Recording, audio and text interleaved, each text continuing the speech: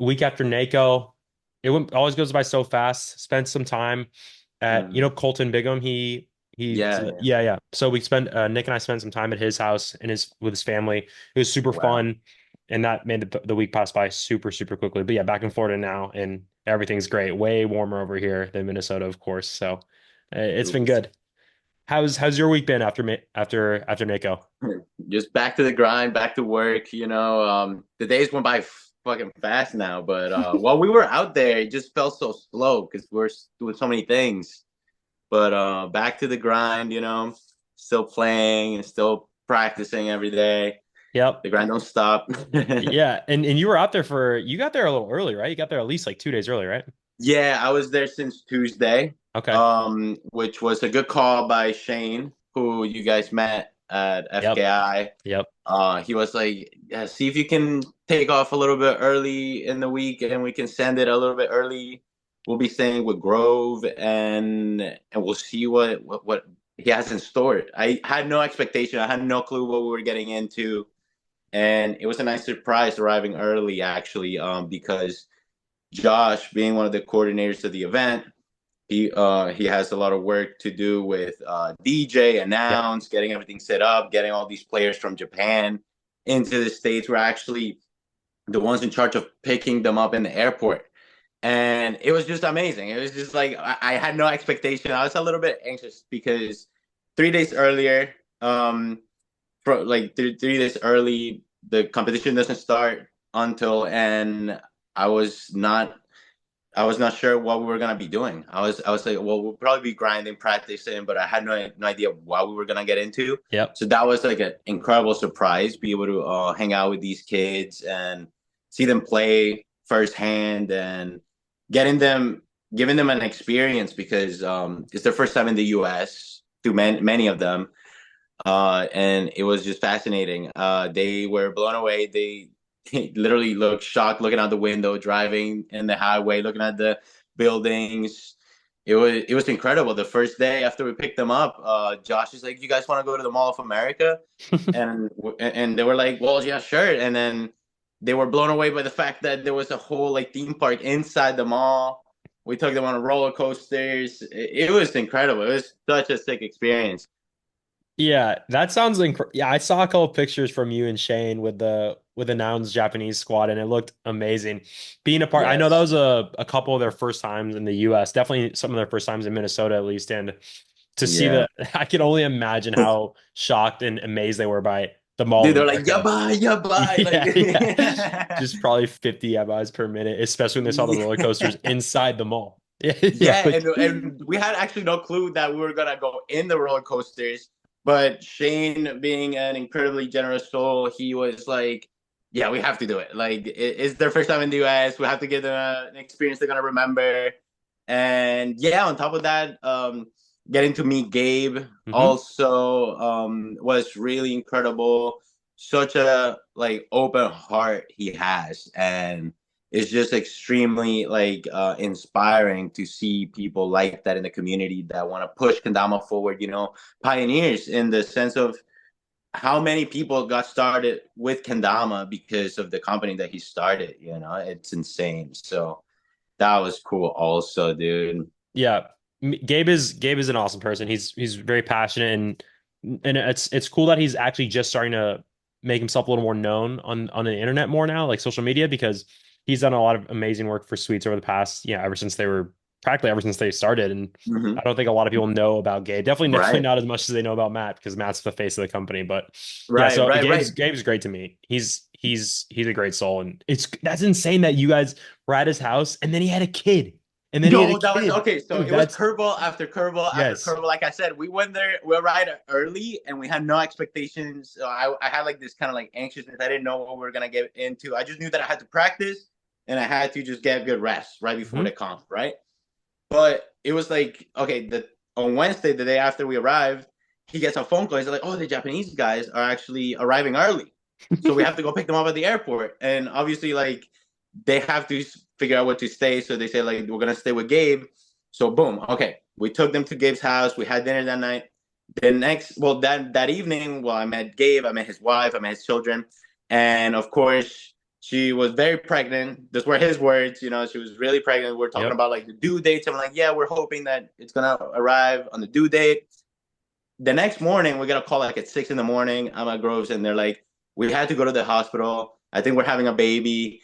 We need you guys to cook breakfast for the Japanese players back at home. I'm so sorry, but it was like one thing after another. They arrive early. We got to see them. The next day, he has to go and meet his child, Yeah. which was really incredible. And it was just awesome. Everybody was just so encouraging. Everybody congratulated him. And we're also grateful to have that experience. And, it's Kendama that brought us all together. But there's so many things beyond Kendama that we all connect to in a way. This is the tool that connects us all. It's so amazing. Totally. Yeah, that is. I couldn't even believe it. I couldn't believe when I saw that. So that's, I mean, obviously you and Shane. Hey, Shane did help with the cooking FKI too. I know you guys totally dialed in on that. For Yeah. totally, that's totally probably not an issue at all. But it's Right. it's I literally couldn't believe when I saw it on Instagram story, Gabe, because this story was like, you guys at dinner, like blessed to have these guys, blessed to Yeah, have these yeah. kinds holes in my house. It's amazing to have everybody here from across the US and Japan. And then the next story was his wife in the hospital. And I was like, wait, is this an And old him teaching picture? Kendama to the nurse too. Like Yeah. that was so fun too. That was really incredible. It's just God's plan. Like Hmm. it was an amazing time. The whole thing was really incredible. Yeah. Yeah. Yeah. And it looked amazing. I wanna I know we're gonna talk about competition today. We're gonna talk about Right. competition. If for those listening right now, Jake YJ. Jake just won the North American Kendama Open Amateur Open Division, which for those who don't know, North American Kendama Open is one of the top two biggest competitions in the United States, and the division he competed in is the one right under the top division, which is the pro. He competed in the Amateur Open Division, which is right below the pro division. So before we get into talking about competition, Jake, I just want to give people a little more context to who you are as a person, who you are as a player. So Absolutely. first off, before we go deep dive into the comp, how old are you? Where are you from? I'm And how long have you been 26. playing Kendama? And I'm 26 years old now, and I've Hmm. been playing kendama for 5 years this year. It Nice. started March in 2019, so going into six almost, which Yeah. is quite a short time compared to many of the players that I Hmm. met throughout the weekend. Hmm. People who seem to have been playing for more than 10 years at this point, and there's a lot of them now. So Yep. that was really cool to watch. I'm still very like early in the scene, but also have had really a lot of experience with the community. I started posting like 2 months right after I started playing, and Kendama was a thing that again like came out unexpectedly. And my experience with Kendama was a little bit different than most. See, like most people like see Kendama with their friends, and they decide to Hmm. like pick it up and they get introduced. I had the like I was kind of blessed because I sort of had a teacher like a kendama teacher. I call Shane my sensei.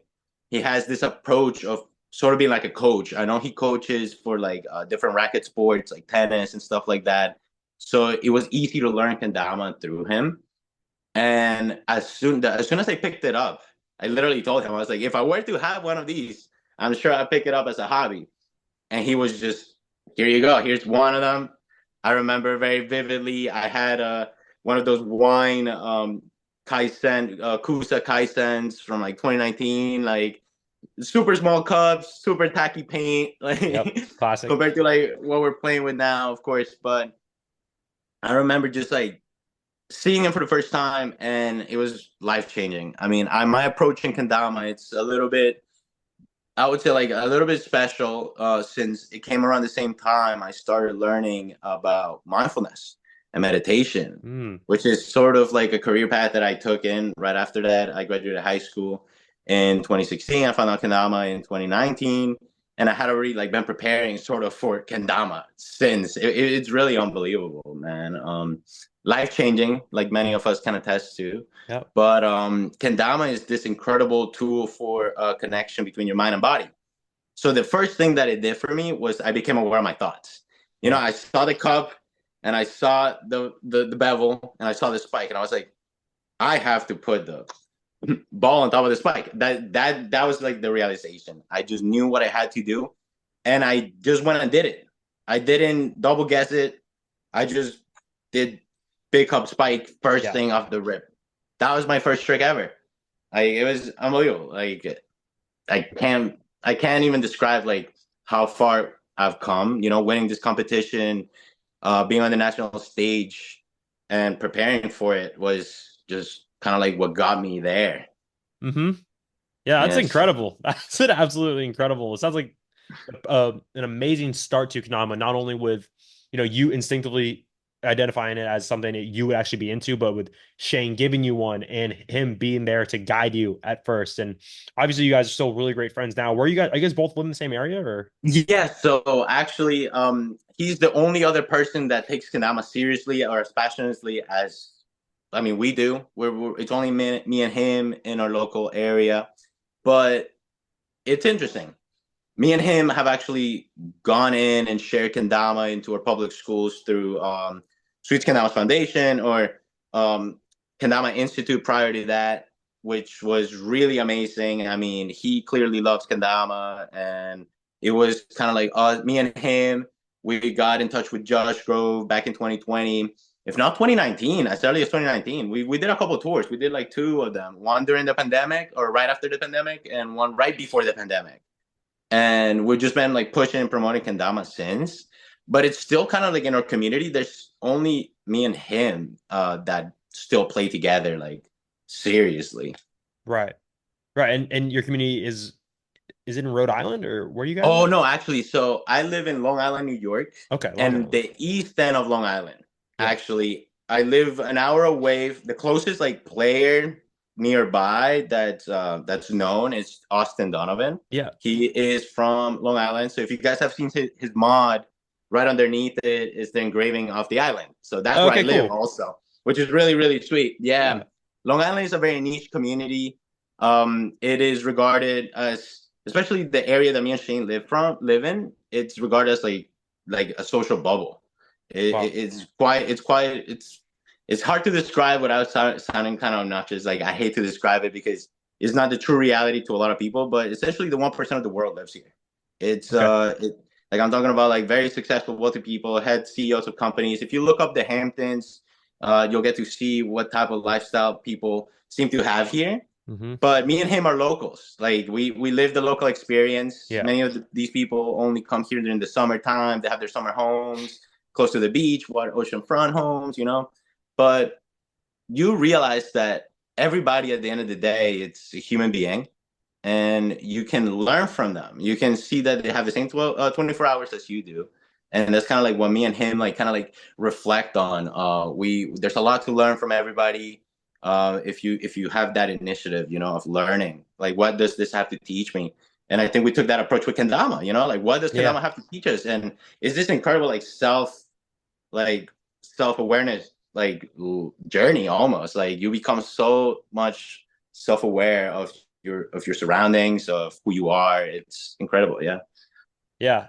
Okay. So small community up there where you guys are at, but you guys are very passionate about Kendama. So you guys learn. I mean, sometimes all it takes, it really just takes one person. I mean, for me, I mean, Nick, I mean, I was really Mm-hmm. blessed to have a community of people through in Washington throughout the years, but the only person I was seeing frequently was really Nick. So I know how it is. If you have one passionate person with you, it makes a huge difference in Oh person. my So gosh. Yeah, and you guys are like like people we look up to. I mean, you guys have done so much for Kendama in your own lives. So you guys dedicated yourselves to Kendama, especially what you guys are doing now. It's really incredible. So I really appreciate thank that. I've you. told you that many times. It's really amazing. But having somebody actually like push you and learn and be able to learn from, it's a major key, especially if you have a skill and anything you want to get better at. Mm. If you look for someone that you look up to, try your best to learn from them, you know?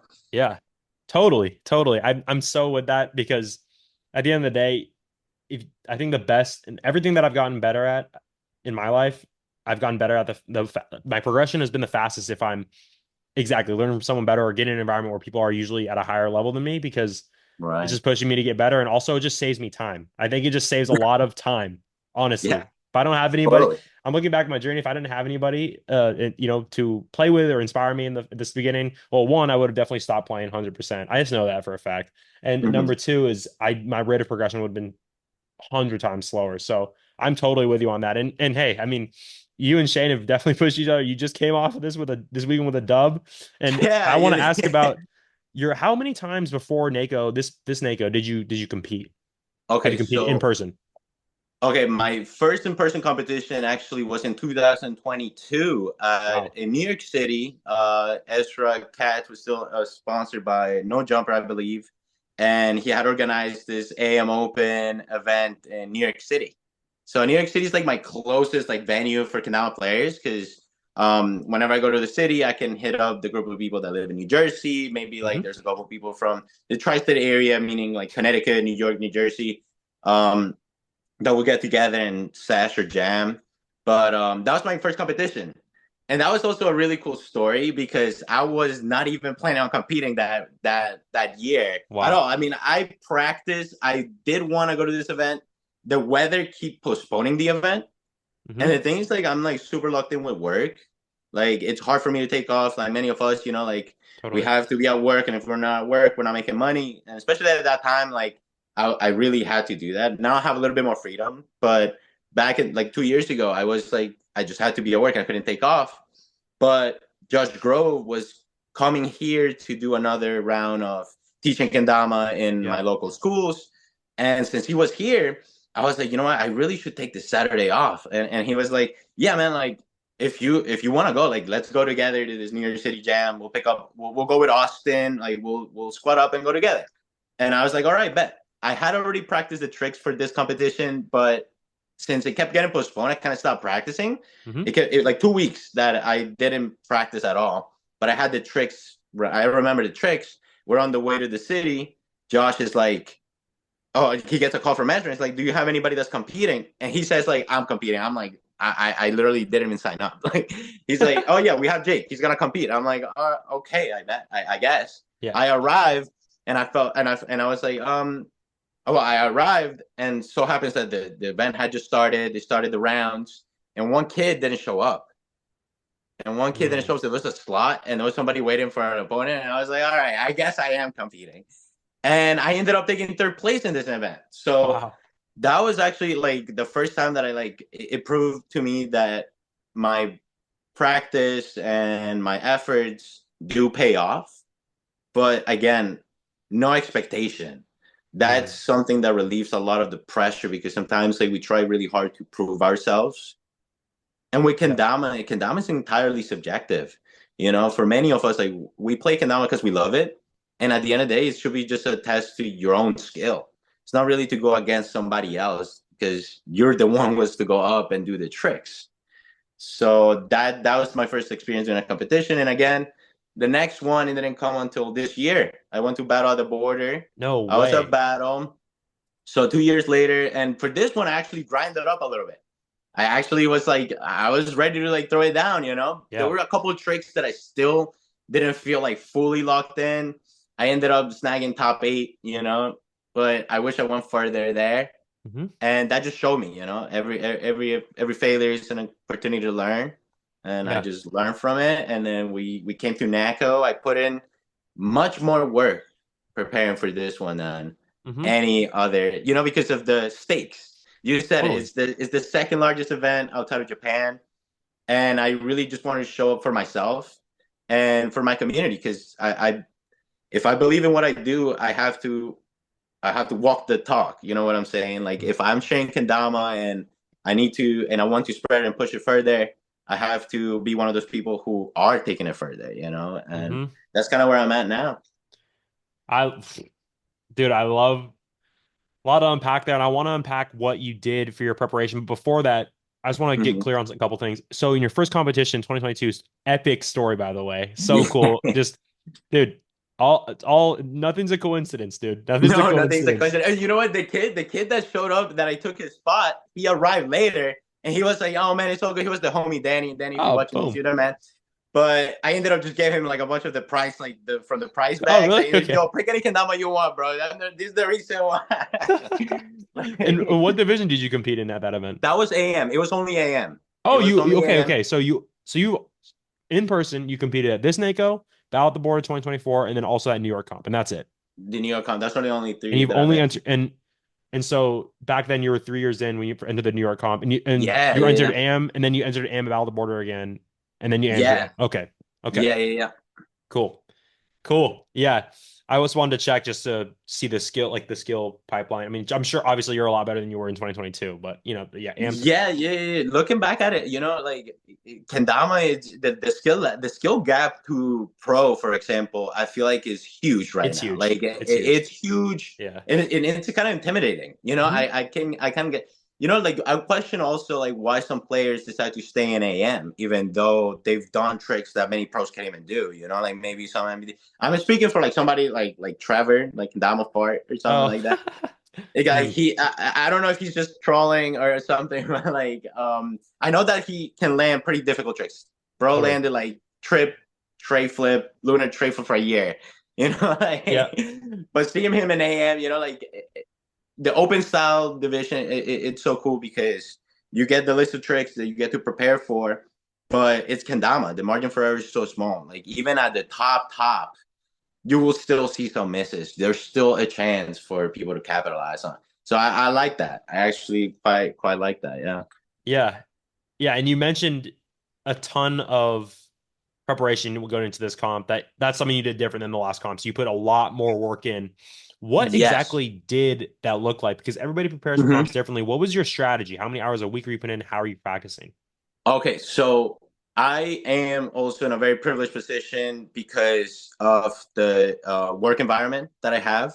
I give it to Kendama because by applying the skills and techniques and the things that mindfulness taught me, it sort of merged like who I am and what I experience, and it's really unbelievable. I mean, I work in this environment. It's a museum garden. It's a sculpture garden that encompasses this refinement of beauty and discipline and connection, which goes hand in hand with kendama. So I get to play kendama at work as part of my job, which is a huge privilege. It's a huge privilege. I know many people don't get the chance, like everybody lives their lives in many different ways. It's just kind of like what I decided that I wanted to do, and that's what I'm experiencing. But I did put in tons of practice. Okay, so the main thing I did, as soon as the drinks came out, I went through the list and I was like, wow, okay, this list is fun. That Hmm. was the first thing. Like, if the list is fun, it makes me feel like I want to practice, Yeah. because if I'm struggling with the tricks, I'm not gonna enjoy it. Like kendama, meeting the resistance, which pushes you further, can't look like something that you don't necessarily want to do. Like you want to stay in that state of flow where everything seems to go right. So when I first did the trick list, I was like, this feels good. Now I decided that I wanted to only play the tricks from the list until the competition. So I stopped kind of like filming or posting other things. Maybe I was doing like Kendamanomics And dailies. how many weeks out was this? That was in September, end of September, I believe. That's when Wow. the trick list came out. So it was a ton of preparation, right? Like almost 2 months, a month and a half. No, almost 2 months, I would Of just say. straight of just saying, hey, I'm only gonna play Kendama and I'm only gonna do the NAKO checks when I play Kendama. Yeah. So every Yeah. day I started to trying to. All right. So ever since the tricks came out, again, I always have a kendama on me. Many of us do. Hmm. And we always like be doing like random tricks. Like we're sitting down, we're doing like put juggles to spikes or 1.5. Like that regular stuff. Yeah. But when I apply myself and I was like, okay, if I'm going to travel to Minnesota and I'm gonna go to this competition that everybody's gonna be watching and I just want to do my best, I want to show up for it. So I just decided I'm gonna only do these tricks. And that's kind of like the preparation I took in. As far as hours, it's hard to determine. I mean, my shift is like 6 hours at work Hmm. where I have kendamas around me. Okay, it may not be as focused throughout 6 hours, because I am dealing with people. I manage a store, I manage this. I'm one of the managers at this organization, and it's not necessarily like I'm applying discipline focus 6 hours, but I just have it on me at all Right. times. But I would say leading to the competition, I would say like a month in, I started to, okay, every day I'm going to run the list once or twice, once. And Shane, which he brought back a lot of knowledge from your Kendama intensive program. And I watched the replay also. I started to look at the structure you guys have for practicing. Hmm. All right, leading up to the competition, you're starting to do the list at least 3 times a day, and and 3 times and hitting the tricks 3 times in a row. So about 3 weeks or 2 weeks in before the competition, I started to okay 3 times in a row, and I got to live streaming. So actually on my Instagram, I started going live. Even though nobody watches Awesome. it, so it's a record. It's just Yep. for my own record, so I can look back and see. That's another great thing about Kendama is that it needs to be recorded. With that span of awareness that creates those very special moments that only last like 15 seconds. A trick only lasts like 15, 20 seconds the most. When you want to save that and you want to look back at it, because then you realize like what you're doing right and what you're doing wrong. And that's kind of the preparation I had. I went live. It took me the list in itself like didn't take me that long to land. All 20 tricks I could land under 10 minutes, and that's how I knew that I was like prepared. I was like, ah man, like I'm breathing. Like they're either Oh first yeah. try or like I can hit them 3 times in a row. Like so, I felt good with the preparation going into this event, and that's all I took there, dude. Yeah, that is okay. So one thing that stuck out to me immediately, why to ask you again about it is the fact that you dedicated yourself to only really just prioritizing the tricks of the competition when they first came out. As soon as they first came out, your mindset switched to Yeah, that. And I really like your mindset, Jake, in the sense that, you have this, you said earlier that, if you really want to put on for Kendama and spread it, then you said, well, then I have to be leveling myself up too. I have to be pushing myself as well. And not everybody has that same perspective. I think that some people out there who don't love competition still do a great job spreading Kendama. But dude, it's awesome to hear that you are motivated to push your skill level and this with in part by wanting to make Kendama grow because I mean, I don't even need to say anything because you literally want ammo open. You're a reflection of what can happen when you do yeah, these things, and you're literally leading by example of what Konami can be if you take it seriously and put real time and effort into not just sharing with others, but also competing and raising your skill level, which in turn will honestly spread to others too, because you're literally reflecting the good of Kendama in a more recognized aspect that is competition, right. and which I think Yes. appeals to a lot of players and a lot of people outside of it. Absolutely. Thank you. Yeah, thank you for that, Zach. I mean, it's really important to show up for it. Like competition is such a small aspect of Kendama Totally. to the point that like this whole event, the competition aspect was so small. Like I was on stage for like what 5, 10 minutes, and the matches were super short. I mean, like Kendama, it's compartmentalized spans of dopamine. Like it's so funny. It's like you're on stage and obviously you get nervous like and the thing is like competition is it's not necessarily to show up that you're better than others. Like to me Mhm. that it wasn't the case. To me was the fact that like you want to prove to yourself that you can be the best. And that's I feel like why kendama is so cool. It's an inner journey. It's a subjective journey, but yes, you have to show up for it and you have to inspire others also, because that's how people are going to catch on. People are going to be like, okay, if he can do it, I can do it. And that's the goal. You want to motivate people to get up there and try their best, whether it's in competition of any kind, like Yeah. the competitive aspect is so small but also does so much. Yeah. I think it's small in the context of outside looking in, but Yeah. I think it's huge once a player is actually into Kendama and wanting to climb the. I mean, I think I'd like to say that almost every Kendama player really enjoys getting better, and Right. I think competition's huge for that and huge motivator for that. So yeah, I think it's tiny in the spec of outside in, but inside out it's massive, and I think you Right. being a great example of that is by how much work you put in, which is incredible, dude. So, and I want to ask you real quick, you Yeah. were preparing a lot for this, you live streamed, upped your practice, made sure it was measurable and to your consistency was measurable.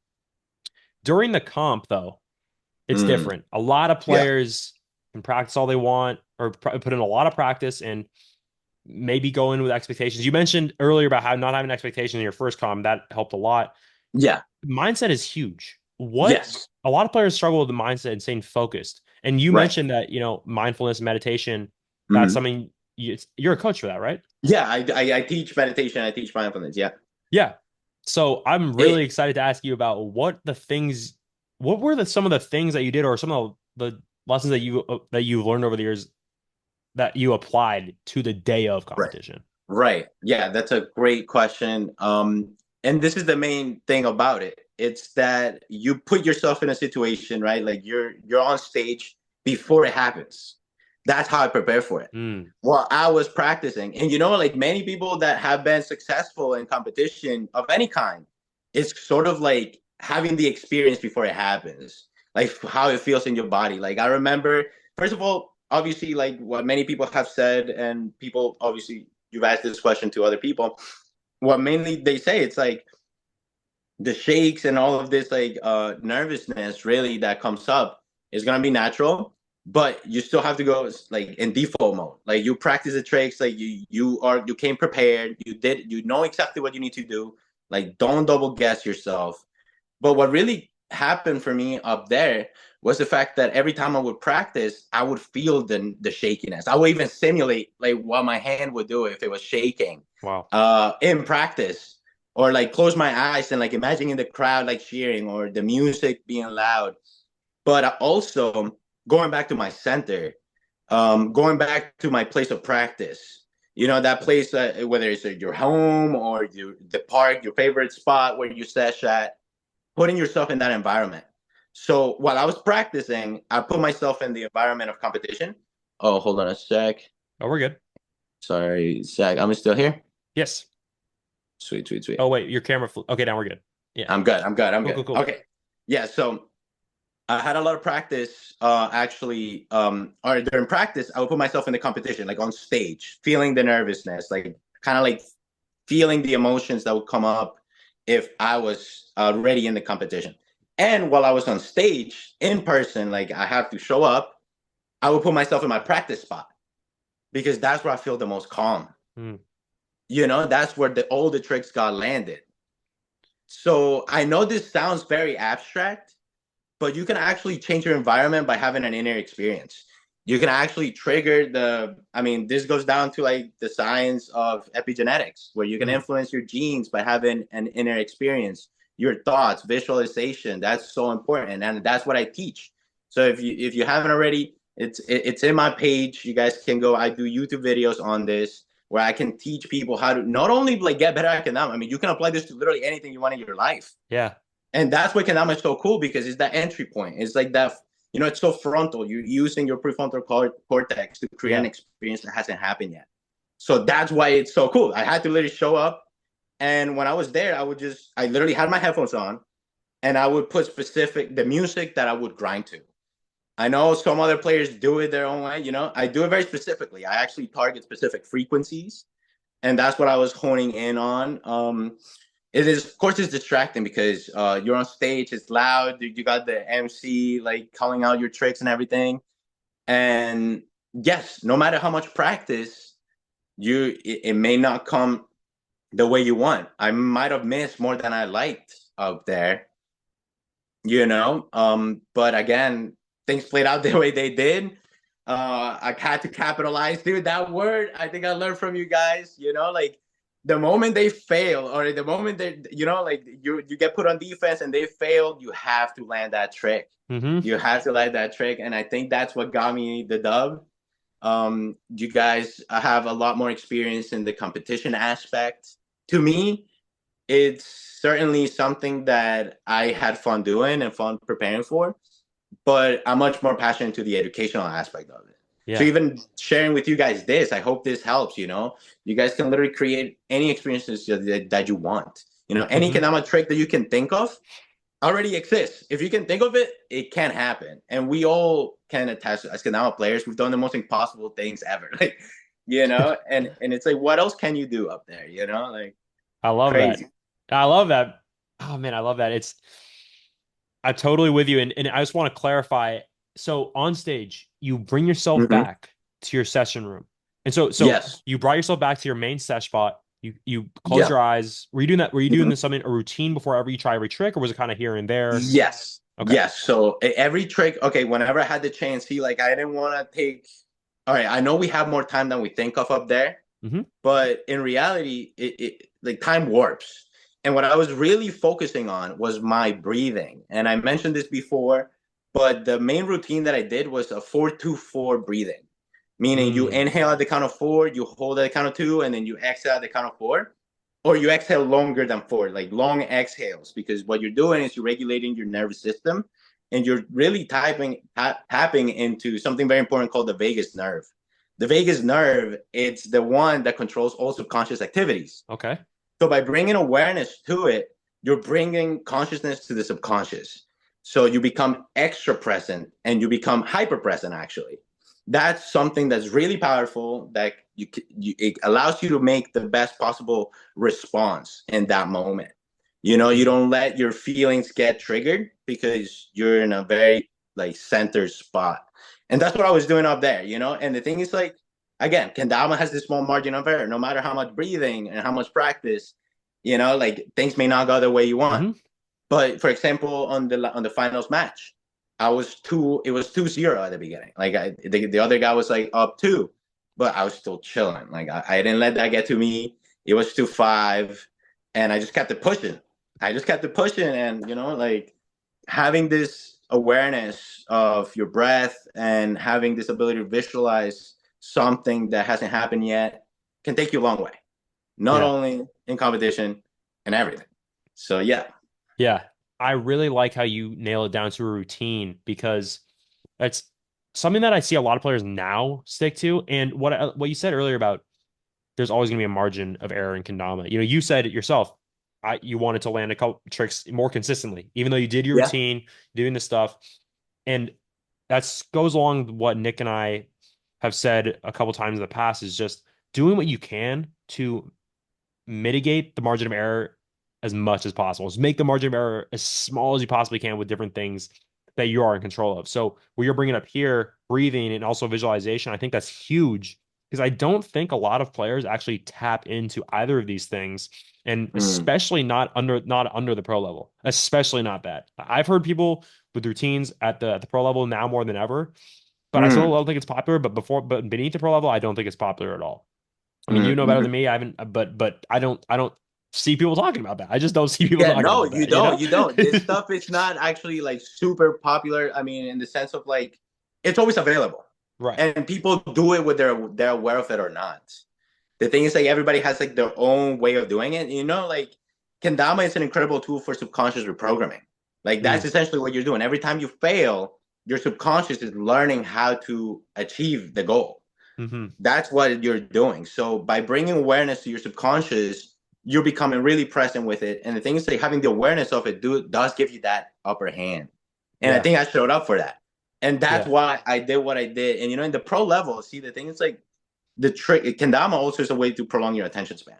So at the pro level, when you're doing this very intense looking tricks, you have to realize that the most amount of reps are usually the better result. Many people that essentially the person who practices the most is gonna win. Like it really comes down to it with kendama. Like Hmm. you know, like what do you think about that? I feel like that's right, right? Like The person there's who practices the talent. most. Yeah, I feel like there's talent, people who are like innately good at it, and then there's the people who put in the work. You know, like Kobe Yeah. Bryant, like being extremely like disciplined, and he put in the work. But then you know, like LeBron James or like Michael Jordan, who are like innately talented. You know, and it goes, yeah, like the way you say, like not many people bring awareness to the practice. Maybe it just comes out easy for them. You know, Mm, I think about like Ryoga, for example, like him being somebody who dedicated himself to kendama at such a hmm. young age, Hmm. used the most programmable years of his life, ages 7 to 14, to or like yeah, those teenage years, especially like those very early childhood years. You're playing kendama in such a disciplined way, and you basically subconsciously program yourself to become the best player of the game. Yeah. And you can This is- say that for ET also. Like Mm, Edwin, like started so young, dedicates himself to kendama like fully. hmm. You know, and I feel like the more passionate people are the only ones who are able to endure the frustration of failure, and that's really how you're gonna show up and be the best.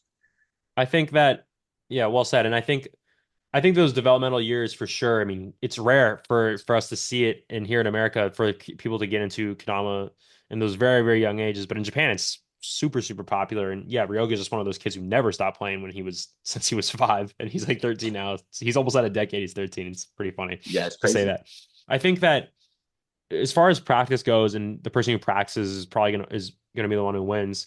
I don't think that's a I I I don't think that's a blanket statement of yes, this is a fact that's going to happen.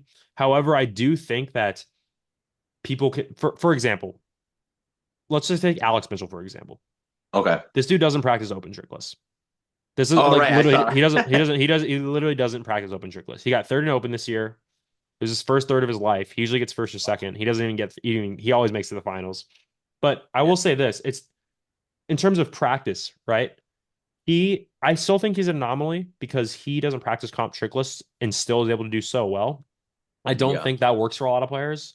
If people want to try it out, 100% do it. Just see what works for you. In my Mhm. experience, and from what I've seen, and definitely in myself, I just don't think it works for a lot of people, and definitely didn't work for me. But in terms of practice, however, we cannot ignore the amount of time Alex Mitchell's put into Kendama.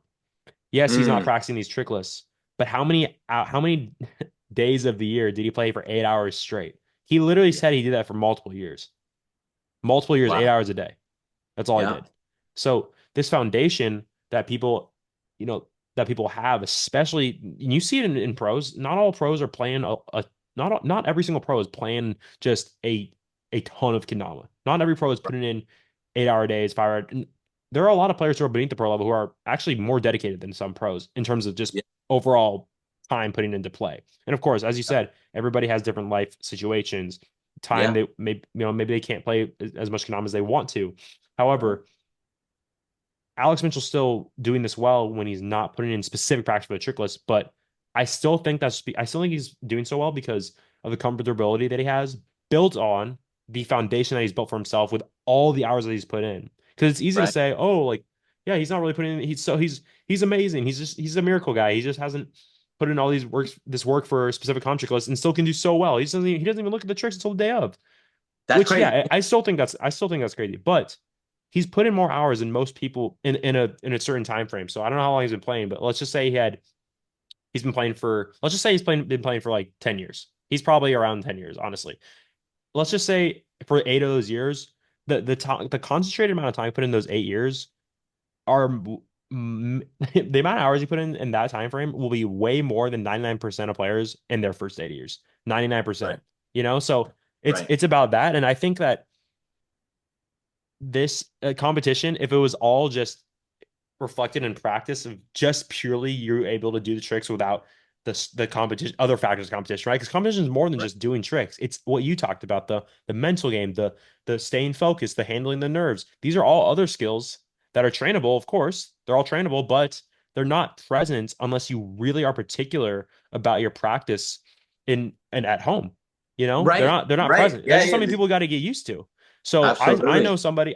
This is why people. I mean, it'd be great and all if people who literally put the same amount of hours in, Yeah. practicing the tricks, whatever practicing means for them. That means a lot of different things to different people. Right. Different players have different standards, right? But Right.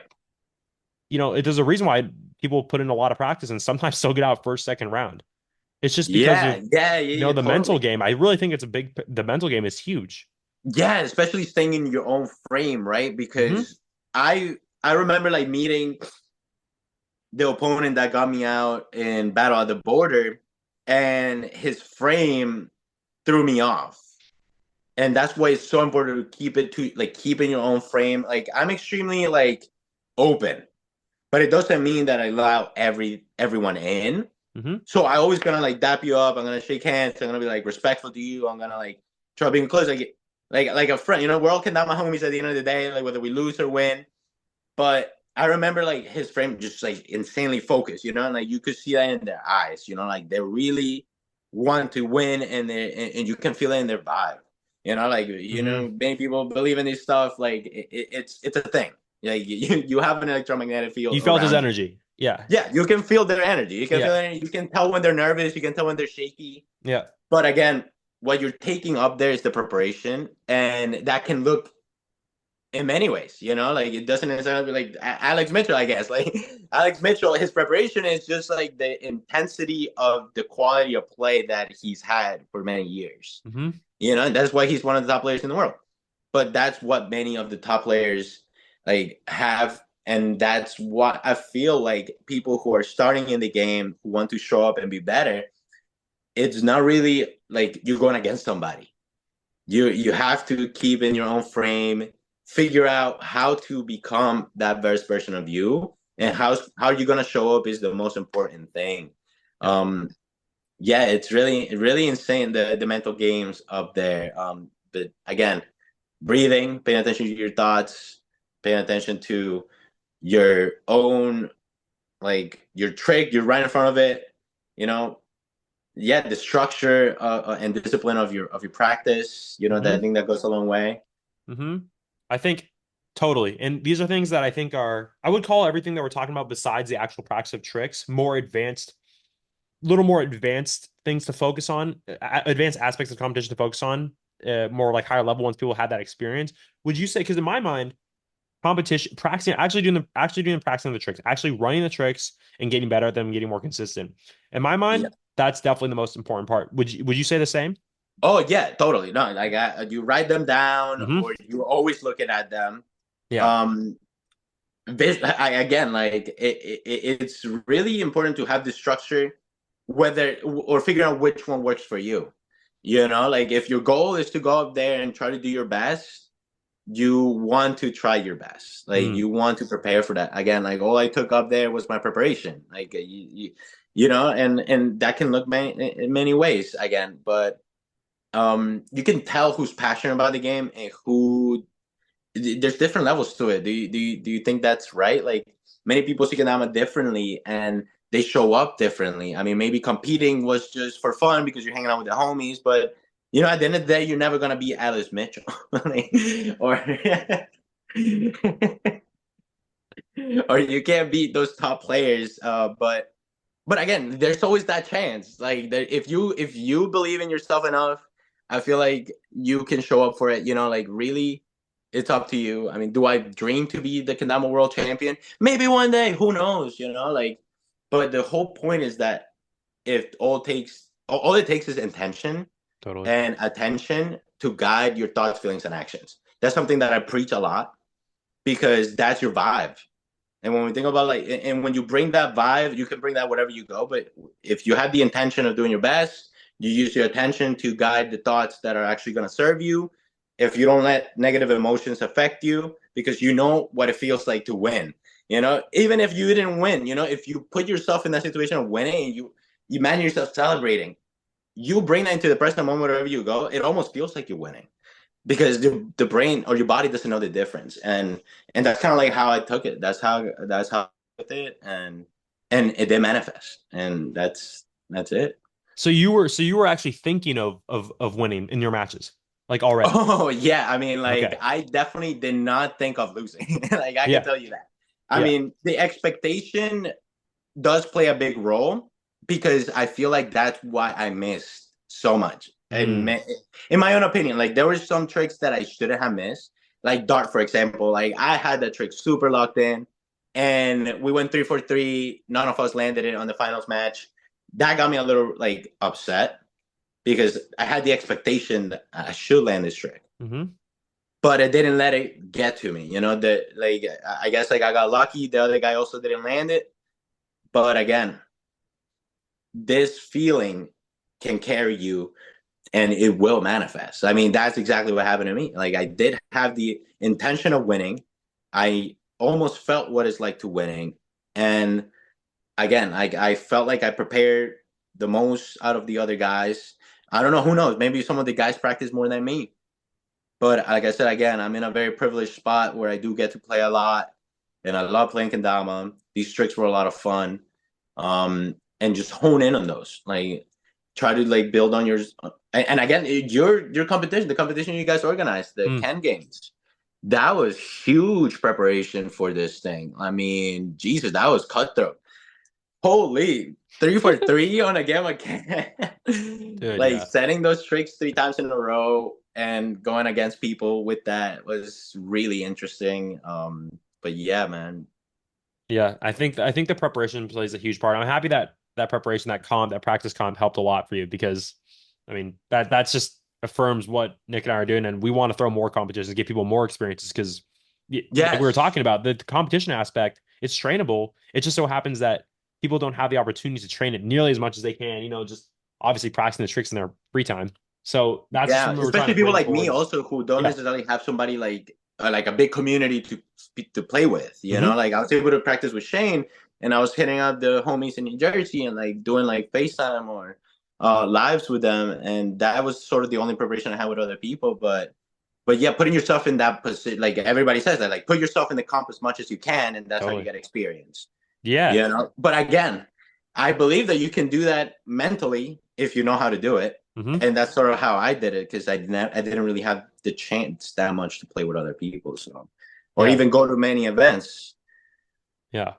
Yeah. So basically, a huge thing that I taken away from your practice is you put a huge emphasis on simulation. Simulation. Simulation, Yeah. yeah. Simulation. Yeah, Okay, cool. the body does not know the difference between an inner experience because it will trigger the same areas of the brain, Hmm. and that's just the neuroscience of it. And Yeah. that's why many people that have been successful, that are successful, do every time. Like I see these guys going to the beach, literally just reflecting in the horizon. People, like I don't even to tell you who, but like, man, the world can be whatever you want. The world can be whatever you want. And you know what? Like winning this competition was something that I prepared for, but also I felt the need to show up for myself, not for anybody else. Hmm. That was really it. And as long as your conviction's strong and you believe in yourself, goes a long way, dude. Like, Let's freaking go, dude. yeah, Man, let's I love go. talking to you. Yeah. It's would you say some of the stuff you just said applies to when you miss a trick? Because I know some people are listening and saying, how do you stay locked in after you miss a trick or get a point score on you? When somebody capitalizes against you Yeah. instead of the other way around. Yeah.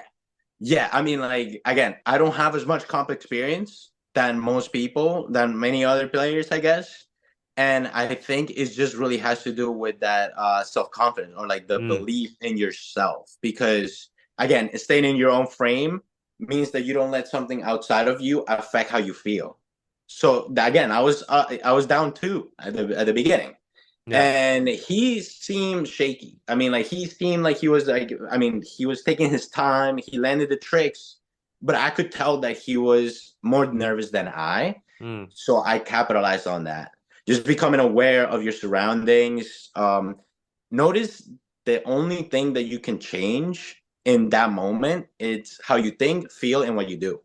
Nothing outside of that. You hmm. can't control if he's gonna land the trick or not. So if he lands it on you, like he might have put in more practice than you. He might have felt more confident on that trick than you, but also taking your time, dude. Like even looking back at my own video, like the video of the match, I realized like I missed so many tricks because I didn't take my time. You Mm, know, that is so understanding that time. It's like a time warp up there. You have more time than you think, and you're not in practice. You're not in practice where like you can afford a miss. yeah. And while you do want to flow with it, sometimes you just gotta like step back again, like create this gap between thoughts. That's something that I talk about a lot also. Create a gap between thoughts because in that gap resides the space of witnessing the event and you're able to shift how you want to act next. So you create a better response because of that. Yeah. Okay.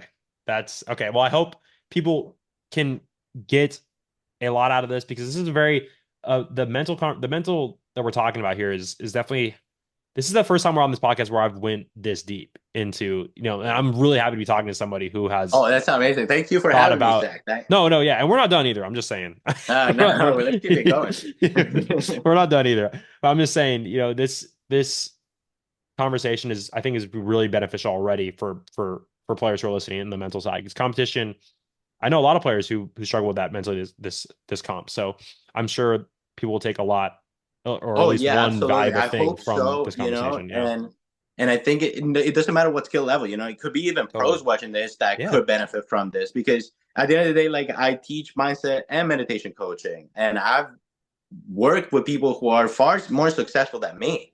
It doesn't mean that you can't learn from somebody who may be an inferior level than you are, but you have to understand that connection. Like I pride myself in the connection that I've been able to develop within myself that Hmm. allows me to create my reality.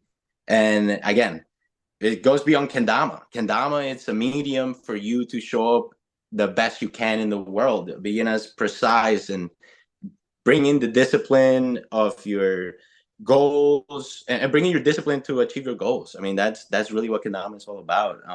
You have a goal in mind that you want to achieve that may look impossible, and I think that goes so far because many people lack this ability to believe in themselves. It's actually quite sad. We're very disconnected as a society right now. Mm. There's a lot going on in the world when you pay attention to it, but I'm glad we have a tool that allows us to look in instead of looking outside at things that we can't control. Mm. Yep. Yeah, man. Yeah, 100%. I'm with you. 100. I'm Yeah. with you on that. I'm 100% with you on Yes. that. I have a couple more. I have some things I definitely want to touch on. First of all, this is this could be a little small thing. You definitely kind of answered it already, but I just want to get clear on it. So I just want to let people know Mm-hmm. Jake played a total of 6 matches in the M division, including the finals to win. So in your previous 5 matches, though, no one had scored more than 1 point on you. Nobody. Everything Yeah, was that's 3-0 crazy. or 3-1. But in the Yeah, that's final crazy. match, you just said that Jerome, the guy you were playing in the finals, went 2-0 up on you, and he actually scored 4 points on you, and it went to five. So it was 5-4 you. It was Yeah, really, really very close. close. Was there Yeah. any doubt creeping up on you in the match with it being that close? No, no, Okay. absolutely not. Because again, I went only up there with my preparation, and the thing is, the stakes are high at the top. Yep. It's the last match. It's the one to take all the marbles. I Hmm. mean, I certainly wanted to win. I knew that all I had to do was show up for it. But again, I kept myself in frame, and the truth is like, could I have done better? Yes. The first trick was is still trade spike, which if you look at the Ken Games match, I was landing at 3-4-3 all the time. Hmm. Like again, like don't let the negative thoughts creep in. And I think that came a lot from what Zach said to or Nick said to me when I asked him like, what is one thing that you can tell me? I haven't been in that many competitions that Mm. that I could take up there when I'm up there. And one of them was like go into default mode when you go when you land when you know a trick and you know how to do it, like just go with that. Like, and the thing is like I knew what I had to do and I didn't. I didn't let the negativity go into me. I just kept breathing, and I could see the other opponent also feeling a little nervous, like. And did I doubt myself? Not at all. Like again, it was very close. We landed, what was it? It was 10 tricks. Mm. I landed five, he landed four, only one got nulled. So we were both honing our own level. Like it made like he had definitely certainly put in practice. He got number two, like. Hmm. And did I think he was better than me? I mean, in the sense of Kendama, I mean, I don't know. Like every Kendama is so subjective, like everybody has different styles. Yep. He may be able to do shit I can't do. I may be able to do shit that he can do. But Kendama again is just a method of expression. That's why open is so cool because it brings structure to it versus freestyle where everybody it's so hard to describe, it's so hard to judge. In Mm. open, you have a list of tricks that you're familiar with that you take up on stage, and I just felt I just very like I just have confidence in myself. I just not overly confident again. Like I don't let I know I can make mistakes. I clearly made some, but again, I capitalized on the failure of the other player the same way he Yep. did for me. He capitalized on me like two times. I Yeah. think it was like the still trade and Earthturn, Whirlwind, Earthturn. Like simple trick. That trick still lives rent free in my head. The last Earthturn, bro. Yeah, I think Oh, I saw that you missed that, and I was like, no way that just happened. No I way. know. But dude, sometimes it happens. Things happen in competition. That's why it's competition. Shoot, yeah. I mean, like I saw. I mean, like Ryoga, for example. What like when you look at that pro finals match? I mean, that trick was insanely tough. The lunar. what, like Inward inward 1.5, flip, inward toss lunar. inward back. I mean, not everybody has everything dialed down 100%, 100% of the time. So that's why you have to just prioritize your response. Oh, there's another thing I can share. It's like knowing how to respond Mm. instead of react. You know, reactions being the repetition of an action. Repetition of an action is something you've done multiple times before. A response will be a brand new experience. So again, reactions can be like frustration that arises when something goes wrong. Naturally, people feel inclined to get mad at themselves, like sneak in like a negative, oh wow, you suck, oh damn. Like, okay, it's cool to express that in the moment, but see if you can respond better next time. That's why Mm. open is also really cool because of that, because maybe he fails and then you get to go back again and do it again. And that's what happened, you know, like maybe back and forth until like, all right, that new response is that new present moment where you land it, and that's all you want to experience. So that's how I went on about it. Perfect. And that's huge in understanding how you didn't get nervous or have any doubt because you go down 2-0, it's a close match, but having that confidence, it's a combination of so many things. It's not just one thing. You put in a ton of practice, you experience with the mental game of it, and exactly how you're responding to his capitalizations, the outcomes of the match, maybe the crowd, right? Just staying in your zone, Yeah. saying what you know, what you with your preparation, like you've mentioned multiple times, you go up there with your preparation, you stick with that. So it's it's epic to hear you articulate this, dude, and really know what's going through your head when you're up there because a lot of people want to know how champions get that side and actually what goes through their mind Yeah. when they're winning or when the mental game or how they practice and all these things. So I'm really happy that you're Totally. sharing this with us. And one question I want to ask you too as a follow up is, well, real quick, are you moving up to the Pro Division next comp? Okay. I've been dwelling on this. What does it mean to be a professional player? You know, that's something I think about all the time, like especially after I got to meet so many great Kendama players, you know, like being a professional Kendama player can mean so many things. You know, you get paid to travel and visit new places. You get paid if you compete and you do well, you get paid for that too. You know, like the Hmm. financial aspect of Kendama, like it's something that might be enticing to some, but not really. You know, like there is not that much money in Kendama. You know, when you think about like a professional thing that you do, like how much money who's gonna be the first second down millionaire? Then I want to see that. But how are you gonna achieve that? You know, Yep. like that's really important to me. Like professional also means that you're able to show up at the highest level. And I think like the next level being pro for me would be like, okay, I can land 20 out of the 30 pro tricks that came out for NAKO. So had I competed, maybe I would have taught, maybe I would have placed. I don't know. I'm yet to see that. But again, the competition aspect is not exactly what I'm extremely passionate about. Hmm. I'm more passionate about the educational aspect, and showing up for this in this competition allow me to just prove to myself that I can do it. And who knows, maybe that will be next. I need to, I'm more inspired to play Kendama. I need to bring my skill level higher. I noticed myself get better just instantly as soon as I got back. Like I've been rarely hitting the hard tricks of Kendamonomics, and I landed like two last week. So that Boom. already like brought me up a little bit more, and I'm definitely gonna try to keep getting better. Do I want to rush into anything? No, maybe a battle I would still do AM, just because I want to take those two titles, the two biggest competitions in the US, and then I will move on. Okay, like also I play for myself, and I mean I'm sponsored by myself, but in the sense of like I have incredible support from the organization that I work for. I Mm. mean, Longhouse Reserve being this incredible space that showcases and exemplifies what it's like to live with art in all forms. And they welcome Kendama off the bat. When they asked me, "Do you have a hobby?" and they're like, "Oh yeah, well, I play with this thing." There were no more questions asked. They were like, "You need to bring that here." That's epic. And they allow me to spend money on kendama. Like I buy kendamas all the time. I've sold hundreds by now in the last 2 years since I started working there, and I'm going into 3 years of doing this. And I believe in the values of kendama. I don't sell kendama the toy and the game. I sell the benefits.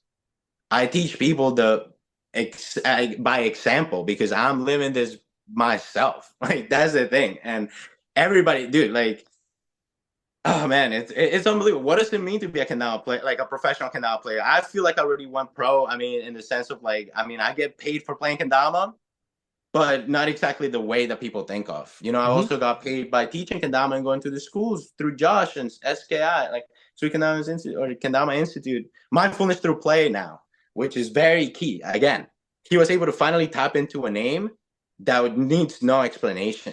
Kendama is still so niche, and you know what? I was having this conversation with Gabe. It's like, how do we reframe the meaning of kendama? When you say kendama to somebody, they don't even know how to like spell it. You know, we call it swirl. All right, swirl sounds cool too. Maybe in the future, who knows? Maybe it gets big. You know, we're on like the Olympics and it's called swirl. We're still in such a young aspect of it, so who knows? Do I want to go pro? Like, if fuck yeah, like I do want to go pro. Like, I mean, it would be awesome. I'm preparing for it, and if it's what's meant for me, it will be. That's how it is. Like, Yeah. Yeah. Well, it seems like you're an already amazing ambassador of Kendama as it is with everything you just explained. Obviously, you put so much time into spreading it in your local area. And like you said, you're selling the benefits of Kendama. I love that. You're not only teaching them in by word of mouth, by actually speaking like, hey, this helps me with this helps me with that. But you're literally reflecting what the benefits are because you are who you are today because of Kendama, and people can see that and feel that off you. And I can feel that yeah, off you right now in this conversation. But really, thank what you. I wanted to something else. But really, what I wanted to ask was just that I think pro. What I meant by that was my question was pro skill level, professional in Kendama as a term. Of course, it's very much a young term, and obviously, sure. I mean, people get professional. I think pros just means you're sponsored by a company, and Right. that doesn't necessarily mean you're pro in other sports, right? At all. But I think that's kind of what it is for Kendama right now, at least, anyways, in the most blanket term possible. However, pro level skill, I think it can the measurability of that can be improved as well. We already based on the system that we have, beginner, intermediate, advanced, and pro. Do you Yeah. will you make the jump in the next competition? And by the way, you said you're more passionate about the educational aspect. I don't know, man. It seems like you're pretty passionate about competing by all the work you put in, how you're talking. There. Oh yeah, Yeah. yeah. I mean, you said you Yeah. were Yeah. Bring it back a little bit. Bring it yeah, back a yeah, little yeah, bit yeah. because you're You a little said choppy. you said you said you're more passionate about the educational aspect, but I think you're pretty passionate about competing, dude, because all the prep that you put in, all this how you're talking about it right now, how you approach the comp, you said all that stuff about, Yes. I Yes. like care about the education, but hey, maybe is it also maybe a fact that you're motivated, you tie the educational and competitive piece together. I think that's not a bad, I think that's what you're, I think from just our Yeah. vision, I think that's Totally. where I you're coming mean, from. yeah. No. I hear what you're saying. I mean, it's definitely. I would say like the word that comes to my head right now is that's intimidating. Okay. It's so intimidating, like seeing the skill level of pro. Like going, like imagine my first match in my pro match is like Alex Smith. It's like Nick, or like if you guys decide to compete and I go against some of you, like I'm definitely gonna be heavily intimidated. But then I'm also being humble about what I do. You know, like I also want to show up and try to be the best. And it's not because I want to show the world this. It's just because I like how that feels, you Mhm. know. And yes, I like the feeling of winning. Who doesn't? I understand what it's like to lose because I didn't necessarily got first place in everything I do. I got out top eight a battle earlier this year. um the pro division is just very intimidating to me, especially at the skill level that Kendama is at right now. While I have been playing for many years, I have showed up the best I can, and I will eventually make this jump. Yes, I mean I'm absolutely gonna hit the pro division. That's just what's next. You know, I already hit one, Totally. like first place. I am Yeah. like the Yeah. next level will be like a pro, of course. That just means I have to put in more work, and I already feel like I went pro in so many ways. But like again, I'm bringing my level up, and we'll see where that takes me. You know, maybe it won't be a battle again. Like I want to have like these two wins. Amateur Open is the larger division. Would you say in Kendama?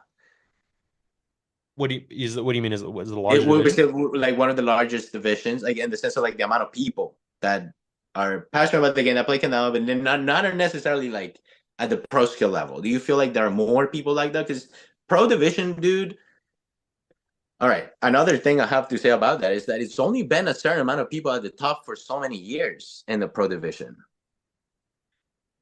Hmm. Like just recently, we've seen Miguel de la Torre, right? Like Yep. Miguel coming up there. He's fairly new in the pro scene, but he's already like up there. I mean, Edwin's been up there like very much recently, but he's been around for a long Totally. time. Hmm. Your guys are absolute veterans at this point. You and Nick, and if I compete, I want to win. Yeah. If I compete, I want to win. And like I notice guys who may be sponsored, who recently went pro for maybe smaller companies, who does it because they love it, but also kind of like they have to. Like they're sponsored already, like their skill level is up there, but like if you're competing and you're still only like placing like you're getting out first second match, like it's not entirely like fulfilling to me. If I Mm. compete, I want to win, but I also don't want to sandbag anyone. If I compete in AM again, it doesn't mean like my skill level isn't higher or less. It just means like again, I think it has to do more with discipline. I mean, putting the practice and be able to practice the tricks and hone them in as much as you can. Maybe for pro, I would have to just kind of like scale down. Maybe say like I have to really dial in on the ones I'm good at and try to get better at the ones I'm not so good at and try my best. But again, competition is so small of what I do. Yes, I will hit pro eventually. We'll see, dude. I'm only 6 years in, about to be 6 years in. Imagine like 10 years from now, like 4 more years, Hmm. 4 more years, maybe when I hit 10-year mark, I'll be at the top again. Like this is a big win. And Hmm. I'm not planning on stopping anytime soon. I've Yeah. seen it, many guys who played AM and they gone the first place, they don't play as much anymore. Like they kind of took that dub and that was the height of their career. Hmm. And it's that certainly not what's gonna happen to me. So I really respect that, and I think that I can see, I can hear your, I can feel your passion through the screen, dude. And do you mind? I'm just gonna tell you how I see it at this point for you, okay. because Okay. coming into Pro Division, I understand 100% that can be intimidating. Look at the tricks on day three, right?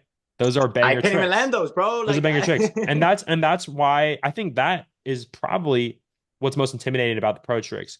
Would you think the Pro Division is substantially less intimidating if those weren't in?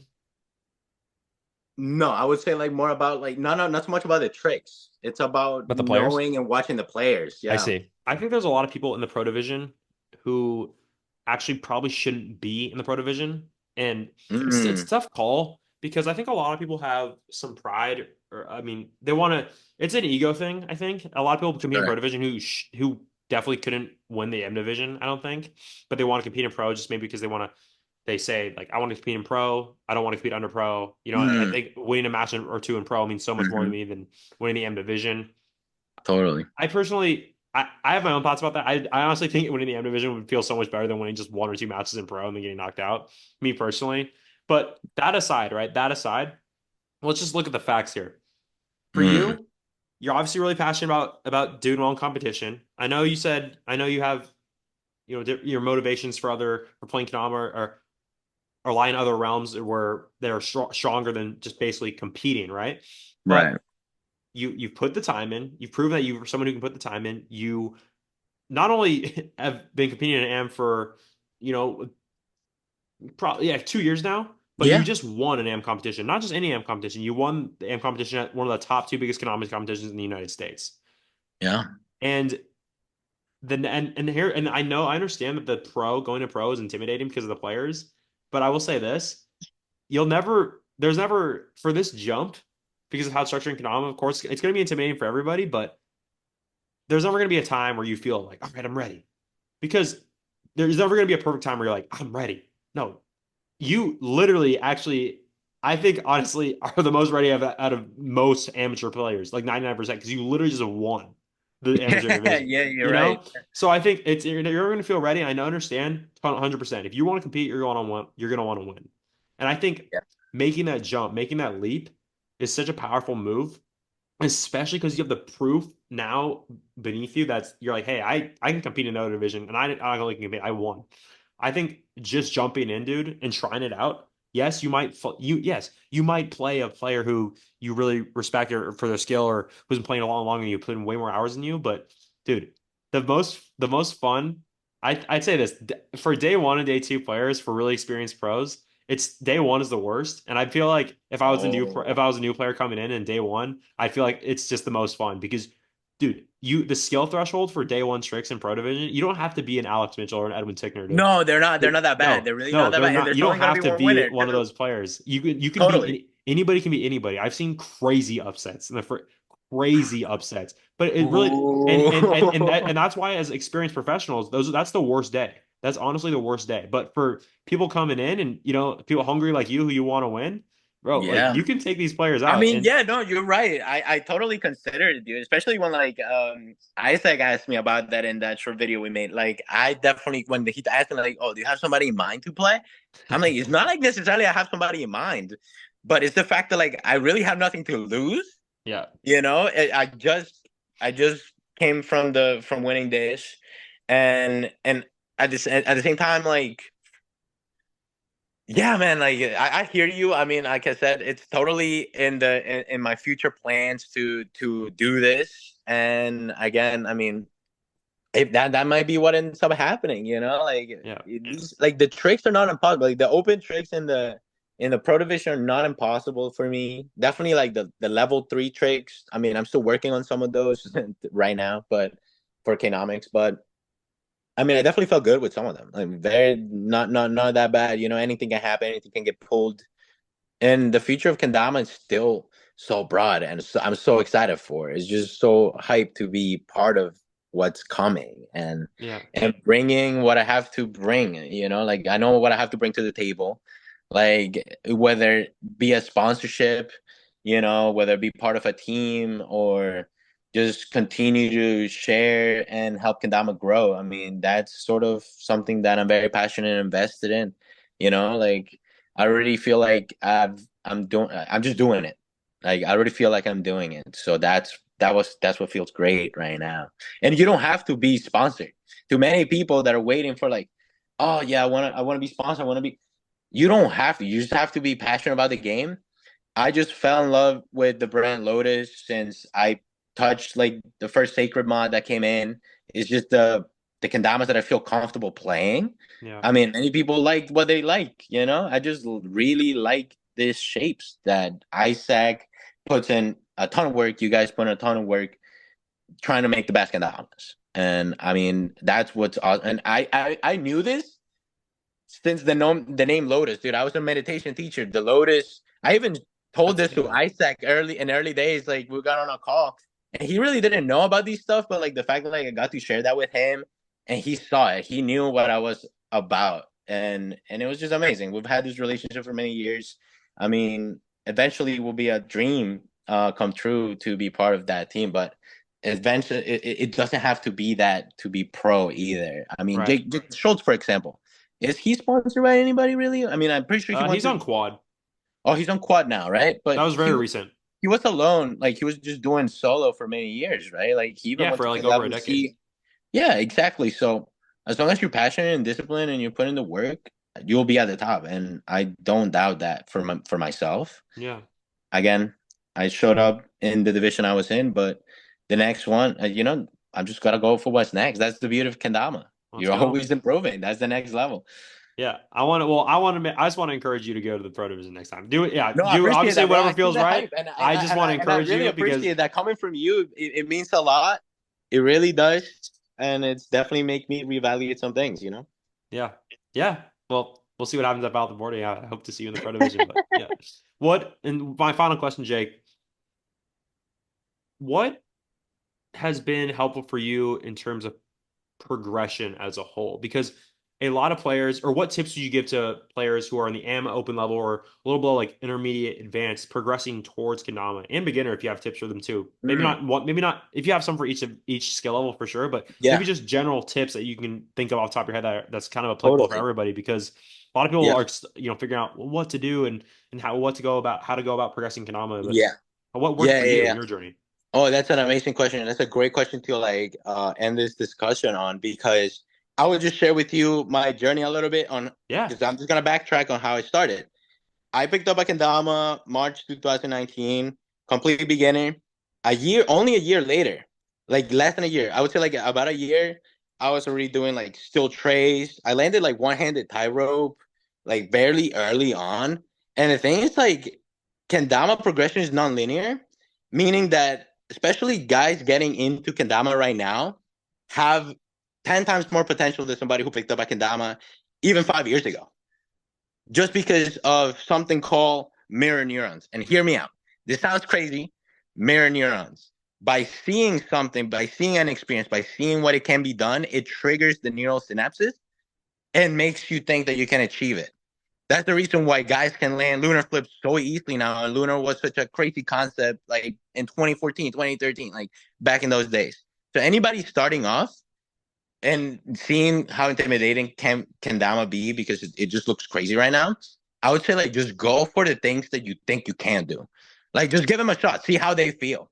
You know, you're probably not gonna land it, but also that's what I did at the beginning. I mean, I literally saw guys doing things that I felt like I wanted to try, even if I couldn't land them, just to find out that I could land them very like very shortly. Like and that can mean so much because I mean the pro level and not even the pro level, just like guys who have done really insane never been done's, consistency is key.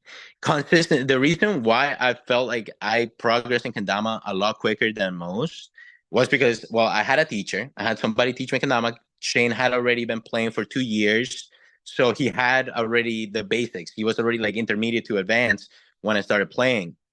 And in a short time, I was up on that level too, because I got somebody to learn from. But the disciplined approach of working step by step on the trick. So I mastered cup flow first. That we will get into rigorous, like dojo style sort of training every Tuesday. Only Mochikame. We will like try to hit like 100 to 500 Mochikames. We would go for consistent. We'll see if we can do like 10 earth turns, 15, 20. That's how we would play Kendama at the beginning, not just like doing random tricks and seeing what sticks. We were really trying to hone in the basics. And I was doing like around Tunbridge like 2 months in, like 3 months into the game. Like it was insane. And that takes you so far because then you hone in the basics and then you explore a spontaneous creativity, which is those never been done or like those once in a lifetime sort of tricks, because you know that you can do the basic ones all the time. And that's really what's going to help you progress because the basics and the consistency aspect, it's why Kendama is so cool. Because, this game has been around throughout many cultures for hundreds, if not thousands of years. And the Japanese, like anything they do, they refine their crafts. And when they develop a system that engages your mind and body, which many people can't call just hand-eye coordination, but you're engaging your mind and body towards setting and achieving a goal. And with this thing, you access something called infinite possibilities.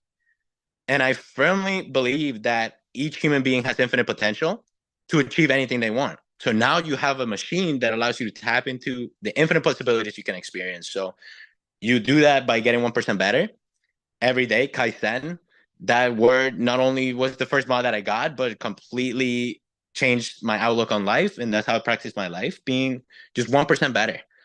If you're just getting started in Kendama or you're just like the most home veteran, I'm sure you can attest to your success that the reason why you're there is because of the level of consistency you've taken in your Kendama play.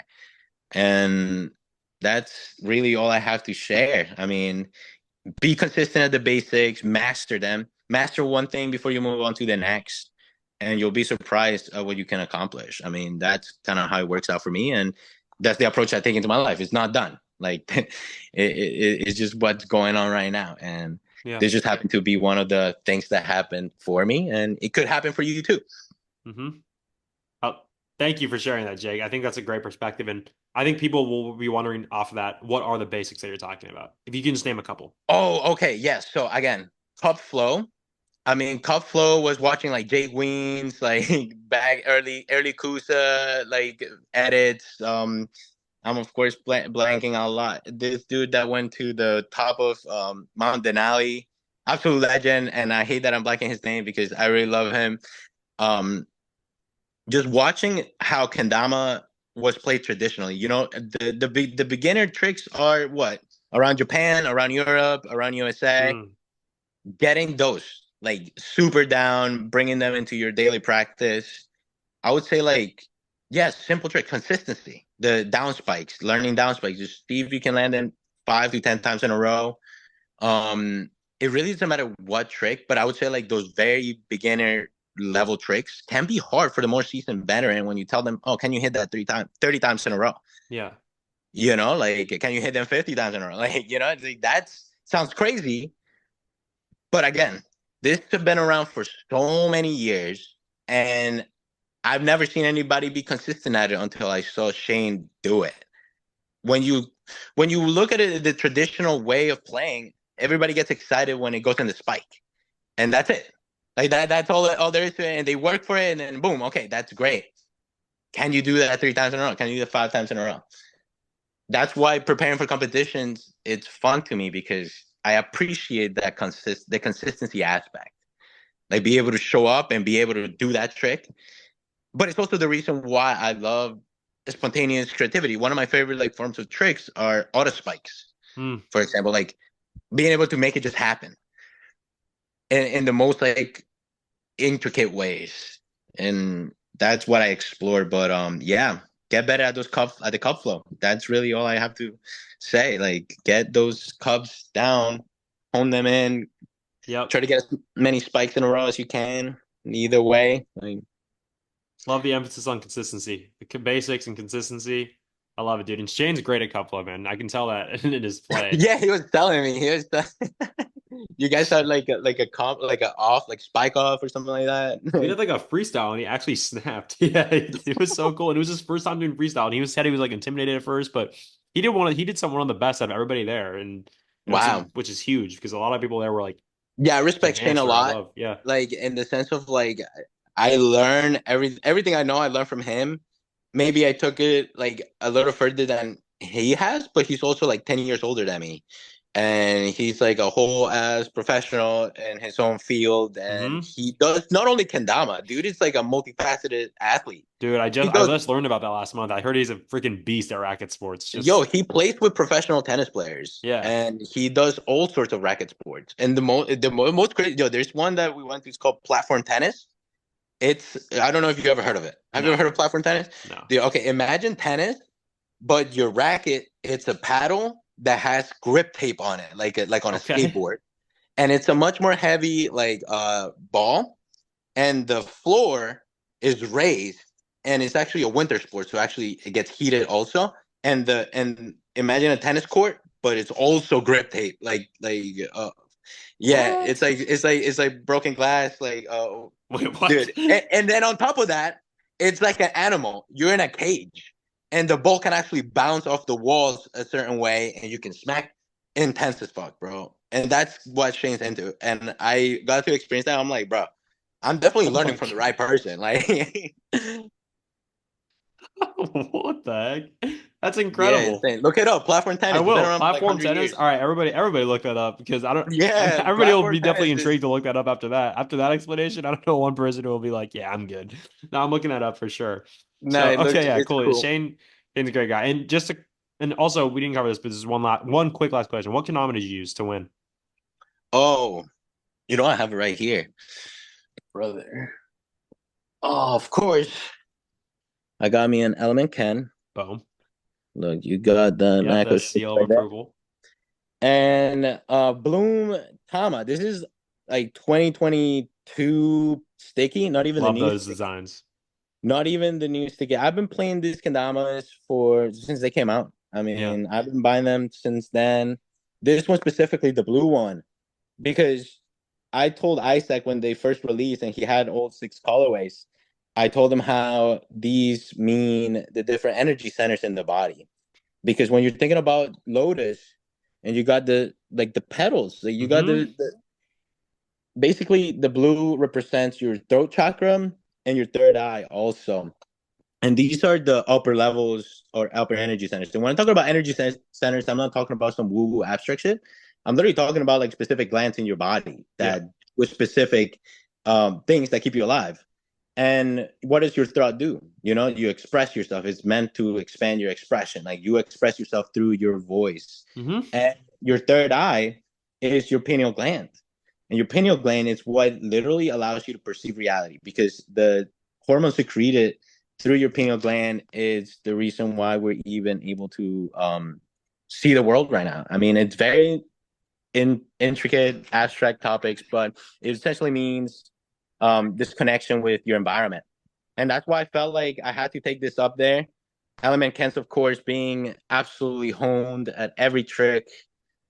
And yeah, that's what I took to get the dub.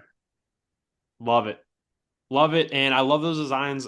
Element Ken, epic. It's really, really good Ken, and those designs are great. I first saw Matt Turner have that setup, that exact same setup actually at the Florida Kendama Intensive last month. And it looks super pretty and just super fun to play. Yeah, it And just looks so cool. You know, yeah. it feels good. It feels great. A lot of work was put into this. So, I mean, I just have to. I just had to. You know, like I haven't really played anything else but Lotus or Elements since they came out. I mean, if you look at my collection up here, dude, like I literally have all of those are like Lotus, Lotus, Lotus, Lotus, Lotus, Yeah. Lotus, Lotus, Lotus, Lotus, Lotus, Lotus. Maybe a Dao Origins over there. Then I have more Lotuses up here. All the elements have a bunch. And then I originally like started playing like suites. Of course, I have to rep the homie Austin. And I have a Lusu from 2020, a little Kush here and there. I'm sure you're gonna like this one. This is Camp Kendama. Ooh. I get from Shane Luzu. And that's really it, dude. Yeah. That's all my kendamas, by the way. Like I don't even have more kendamas than this. Yeah. Everything that's there and everything that's there. Yeah. Well, that's great. Yeah, that's a great collection, and seems like you definitely. It's really cool to see how long you've been supporting Isaac because yeah, you have a lot of his old mods, and that's awesome to know that. Yeah, you used an element can to take the dub, so that's That's what really I'm cool. saying. Lotus at the top, baby. Let's go.